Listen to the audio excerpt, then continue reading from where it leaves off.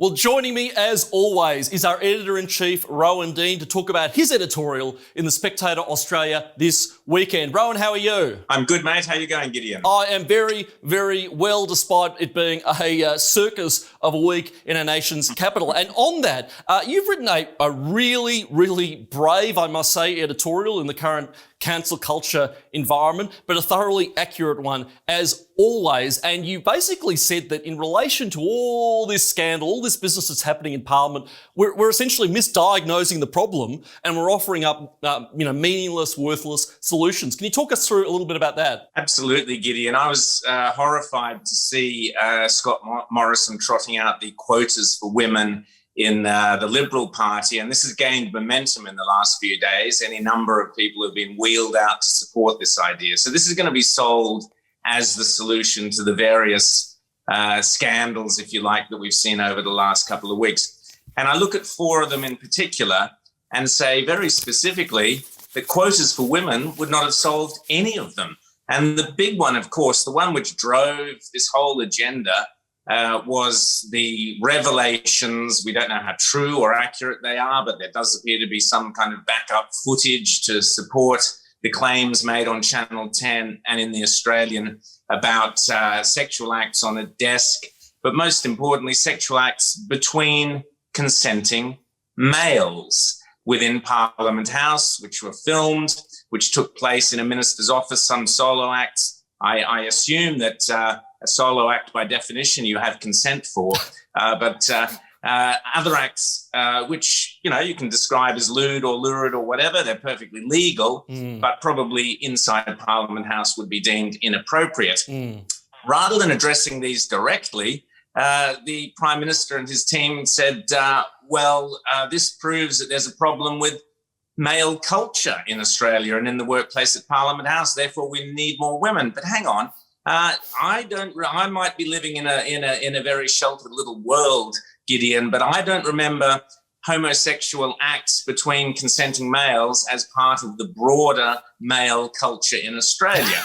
And what was noticeable in the press conference is that Scott Morrison deliberately refused to use the word homosexual or gay to describe what I suspect, but I have no evidence to support it, were incidents that involved drugs or an excess of alcohol, and were clearly part of a homosexual culture within Parliament House, not a male heterosexual Australian culture. So to demonise all men, most of whom would be horrified, including most homosexual men, would be horrified at what took place in Parliament House, to demonise male culture and say, we need more women. How on earth does having more women in Parliament address that particular issue? It clearly doesn't. And if you go through the others one by one and tick them off, the Christian Porter, it's a horrific story, and our sympathies to the family of the girl who committed suicide.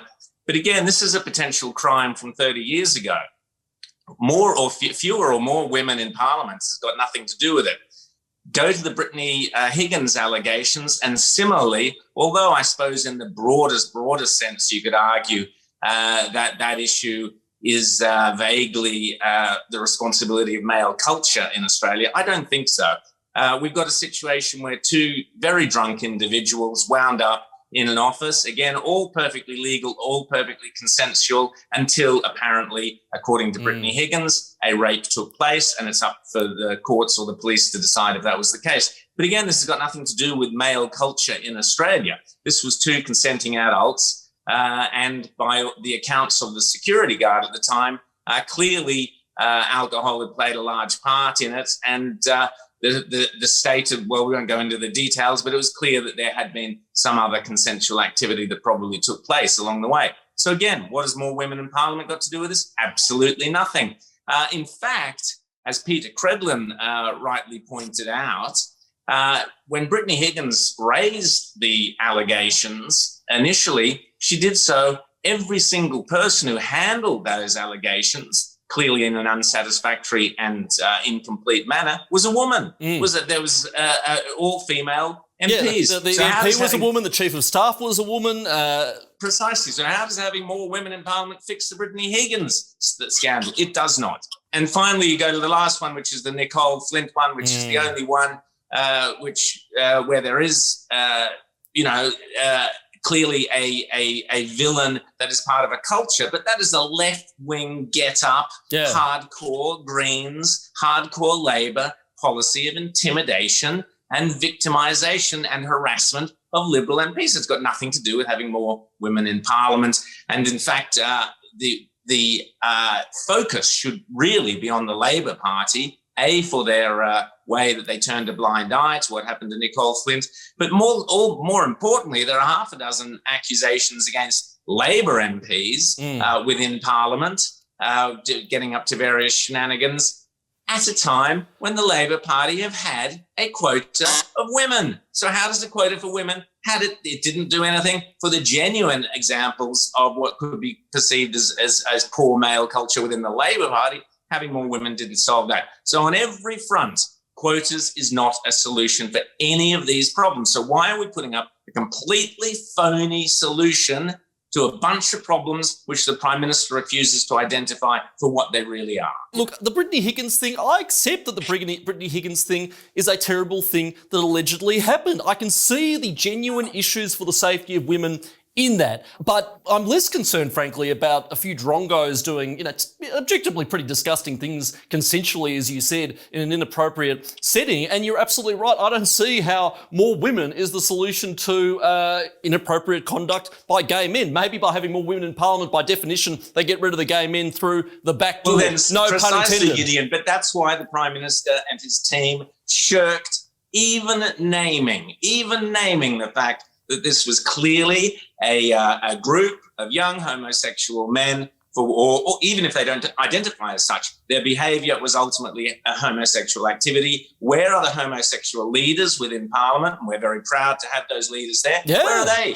calling out the behaviour and saying, hang on, this was a group of young guys or whoever it was, they shouldn't have done it, and we've reprimanded them, and we're ashamed that they did it. But nope, it's not mentioned because this is identity politics, Gideon. Yeah. You don't ever criticise a particular protected identity group. Instead, you shame all men in Australia for what is clearly the behaviour of a small group of homosexual behaviour of a small group of men, regardless of how they identify. And look, I shouldn't have to say this, but nevertheless, being a conservative, I have no problem with homosexual acts. Of course not. No one does. No one does. No, I am a libertarian to the bootstraps. I don't care what people do among consenting adults. I don't think it should take place during work hours inside the people's house. Call me a little bit old-fashioned, but you spoil sport, Gideon. Oh, look, as I go those further, libertarian values are looking a little bit shaky at the moment, Gideon. Mate, as I veer more and more into my 30s, my conservative streak is getting a little bit stronger. I'll put it that way, depending on which side of bed I wake up in the morning. But look, you've touched on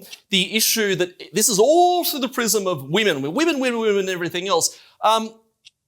Firstly, as we've discussed, it's a little bit simplistic. But secondly, and I'm going to ask Kerry Wakefield about this later on in the show, but that press conference by Scott Morrison was extraordinary, not just because he, had a go at Andrew Collinell, which was absolutely bizarre in and of itself, but also, for all of Scott Morrison's foibles, there is absolutely no evidence to suggest that he's mistreated a woman in his entire life. He's a devoted husband. He's got 2 daughters. He's a committed Christian. He has values, yet here he was crying and apologising and self-flagellating and taking on the mantle of the entire male sex. What is it about our culture that forces somebody who had nothing to do with any of this stuff other than, mishandling it politically?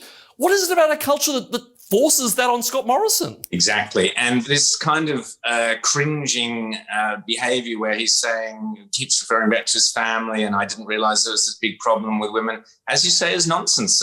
Scott Morrison there's nothing in Scott Morrison's parliamentary actions, time as leader, that suggests anything other than caring for women and being appreciative of women, as all Australian men are. One other point that should be made in all this, my mail is speaking to people who actually work in Parliament and politicians. Scott Morrison has historically been the most disapproving of parliamentary shenanigans of everybody. He's always hated the drinking and rooting culture, as far as I understand.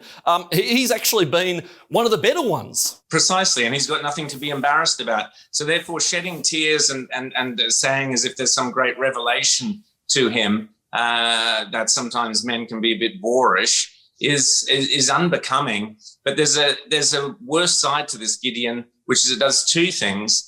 Firstly, it tells young women to be scared in the workplace, that Australian workplace is a dangerous place, which is complete and utter nonsense. Now, of course, there will always be the odd exception.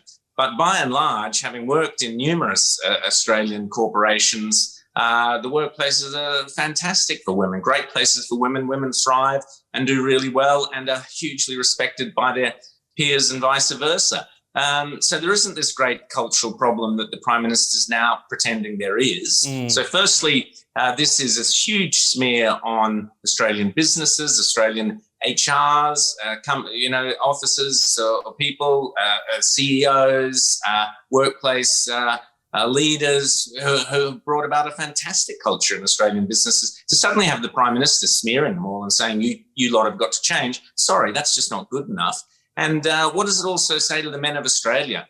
The men of Australia who have done, probably better than any men anywhere in the world in terms of creating really welcoming, equal workplaces for men and women alike. Compare Australia to any country in the world and you'll find we do better. And yet we're now being told by the Prime Minister we're not good enough. I'm sorry, that is not good enough. That is simply blaming the men of Australia and the businesses and communities of Australia for a problem which A, does not exist to anything like the extent the Prime Minister is pretending, and B, for which they are not responsible. And we know from the trajectory of the Me Too movement since it broke out, 5 or 6 years ago or whatever it was, that it actually ends up hurting women because it makes men who haven't done anything wrong actually extremely risk averse. There are anecdotally a lot of reports about men who will not have meetings alone with women, that will not travel with women on business trips. The hiring of women has dipped because of risk-averse workplaces. I mean, this battle of the sexes dynamic, yes, of course, we should not tolerate mistreatment, we should not tolerate harassment, we should not tolerate unwanted sexual attention, we should not tolerate discrimination, but this generalisation, and again, I make the point, this perennial battle of the sexes, it is not bringing us together, it is not helping women, it is just making us more and more divided. Well, thank you to you, Rowan, for speaking the truth. Thank you for your editorial this week. It is an absolute must-read, and looking forward to catching up again next week. Thanks, Gideon. Take care, mate.